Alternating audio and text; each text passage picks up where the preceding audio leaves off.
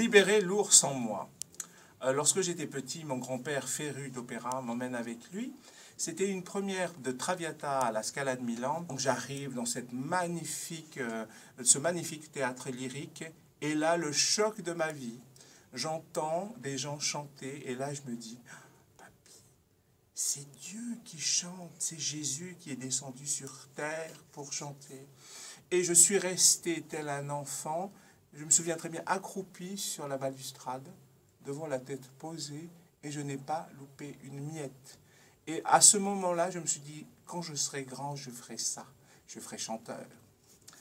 La vie est dans ce qu'il était, et j'ai gardé tout, j'ai encore les programmes, j'ai encore les signatures, et il y a même mon papy qui m'a acheté le disque vinyle que j'ai toujours et que je garde précieusement.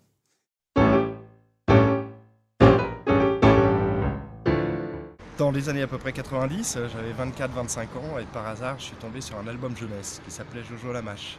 Et j'ai trouvé extraordinaire de réussir à raconter d'aussi grandes choses avec aussi peu de moyens, peu de mots et peu d'images. Et je me suis dit, ça c'est un défi qui m'intéresse, essayer de raconter des histoires amples avec très peu d'outils. Voilà ce qui m'a décidé à faire de la jeunesse et de l'album illustré.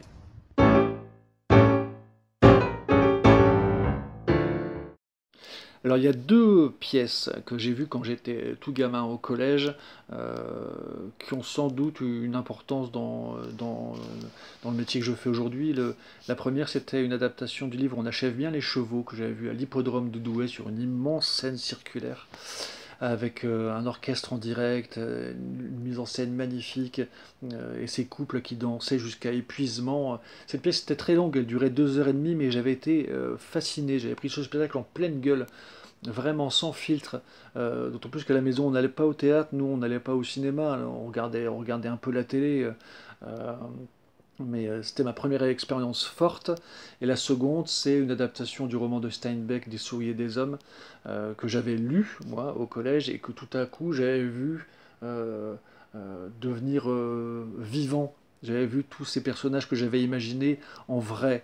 Et, euh, et j'avais été profondément ému par cette pièce, par son humanité, par son inhumanité. Et je crois que c'est la première fois que je pleurais au théâtre. Et donc c'est deux souvenirs vraiment très très forts. Après j'ai joué des pièces comme tout le monde, mais j'avais pas l'idée de devenir comédien.